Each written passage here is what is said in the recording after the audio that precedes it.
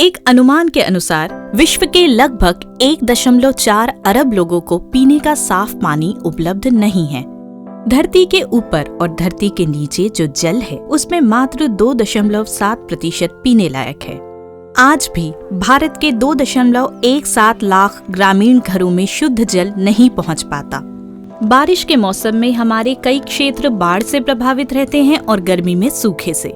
भारत पूरी दुनिया में उपलब्ध पानी का एक बड़ा उपभोक्ता है। पानी की जरूरतों के लिए हम भूजल पर अपनी निर्भरता बढ़ाते जा रहे हैं और भूजल साल दर साल नीचे जाता जा रहा है। इन आंकड़ों को अलग करके सिर्फ हम अपने गांव कस्बों के पिछले 10 साल में पानी की उपलब्धता पर गौर करें तो पानी की कहानी साफ हो जाएगी। वर्षा जल के रूप में प्रकृति हमारी पानी की जरूरत हर साल पूरी करती है, परंतु इसे सहेजने के बजाय हम जाया होने देते हैं। प्रकृति बड़ी सहनशील है, अभी भी हमारे पास वक्त है। पिछली गलतियों और मूर्खता को छोड़कर पानी के संरक्षण और संवर्धन के लिए लग जाएं। इसके लिए एकमात्र उपाय है रेन वाटर हार्वेस्टिंग, यानी बारिश के पानी का संचयन और जल स्रोतों का संवर्धन। बेहद कम संसाधन और कम श्रम से ये संभव है। रेन वाटर हार्वेस्टिंग कैसे करें, इसके कुछ बुनियादी घटक को समझना चाहिए। जैसे पहला, कैचमेंट, जल ग्रहण का क्षेत्र। पानी का स्रोत छत भी हो सकता है या कोई मैदान भी। दूसरा, कन्वेयंस, यानी पानी लाने का साधन। तीसरा, रूफ वॉशिंग, पहली बारिश के पानी को निकालने का साधन, ताकि छत में जमा गंदगी को सिस्टम में प्रवेश करने से रोका जा सके।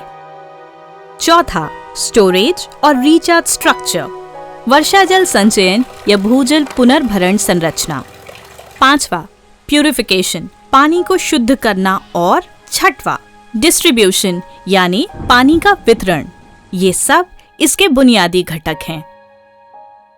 रेन वाटर हार्वेस्टिंग के कई तरीके हैं, जगह और परिस्थिति के अनुसार हमें अपनाना चाहिए। आपका वर्षा जल संग्रहण यूनिट वर्षा जल कितना संचयित या भूजल में पुनर्भरण कर सकता है, उसको बहुत आसानी से समझा जा सकता है।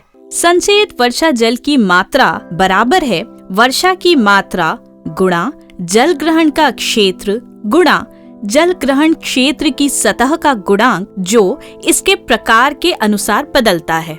वर्षा जल संचयन के तरीके मुख्यतः इस आधार पर तय कर सकते हैं। तुरंत उपयोग के लिए वर्षा जल का भंडारण, यदि उद्देश्य भूजल के पुनर्भरण के साथ साथ वर्षा जल के उपयोग का हो तो छत से पानी सीधे टैंक में भर सकते हैं। जरूरत के अनुसार कई टैंक लगा सकते हैं। इस तरह बरसाती पानी को टैंक में जमा करके अपनी रोजमर्रा की जरूरतों को पूरा किया जा सकता है।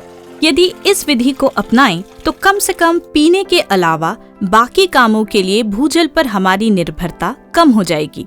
इसी तरीके में यदि हम फिल्टर लगा दें तो पानी को खाना बनाने आदि के काम में भी लिया जा सकता है। टंकी भर जाने के बाद बचा हुआ अतिरिक्त वर्षा जल रिचार्ज पिट के माध्यम से जमीन के अंदर भेजा जा सकता है। दूसरा तरीका है छत के पानी से हैंडपंप और बोरवेल के जरिए भूजल को रिचार्ज करना। इसके लिए सबसे पहले जमीन में औसतन 1 घन मीटर आकार का गड्ढा खोदा जाता है। गड्ढे का आकार छत से आने वाले पानी की मात्रा पर निर्भर करता है। छत के पानी को एक पाइप के जरिए इस गड्ढे में उतारा जाता है। खुदाई के बाद इस गड्ढे में सबसे नीचे 1/4 गहराई तक 40 से 50 mm आकार के पत्थरों की परत, उसके ऊपर करीब 20 सेंटीमीटर तक कंकड़, फिर 15 से 20 mm की गिट्टी की परत और फिर 8 से 10 इंच तक मोटी रेत की परत, फिर जीरा गिट्टी डालना चाहिए। इसमें एक परत लकड़ी के कोयले को भी डालने से जल की गुणवत्ता और अच्छी हो जाती है। यह परत लगभग 8 से 10 इंच मोटी रखनी चाहिए। यह विधि पानी फिल्टर करने की सबसे आसान विधि है। इसी विधि में स्टोरेज भी बनाया जा सकता है। इस तरीके में पानी पहले टैंक में आएगा, फिर फिल्टर में, फिर हैंडपंप या बोरवेल में। अंतर्राष्ट्रीय जल संस्थान ने छत के वर्षा जल को अन्य स्रोतों से प्राप्त होने वाले जल की तुलना में श्रेष्ठ बताया है। इसमें हानिकारक बैक्टीरिया भी नहीं होते हैं और इसका पीएच मान भी 6.50 से 7 के बीच होता है, जो कि आदर्श है। तीसरा तरीका है सतह के पानी से भूजल को रिचार्ज करना। गांव की गलियों या मैदानों से पानी कुओं में लाया जाता है। इससे न केवल कुआं रिचार्ज होता है, साथ ही जमीन के अंदर के भूजल स्तर को ऊपर उठाता है। इसमें सोकपिट बनाकर आने वाले पानी को पहले फिल्टर किया जाता है और फिर स्रोत में भेजा जाता है। दुनिया भर में गहराते जल संकट का समाधान रेन वाटर हार्वेस्टिंग से ही है। यही हमारे भविष्य को सुरक्षित रख सकता है। धरती से जल हमने लिया है तो उसे लौटाना भी हमें ही पड़ेगा। बारिश की मदद से अपना ये दायित्व हम निभा सकते हैं।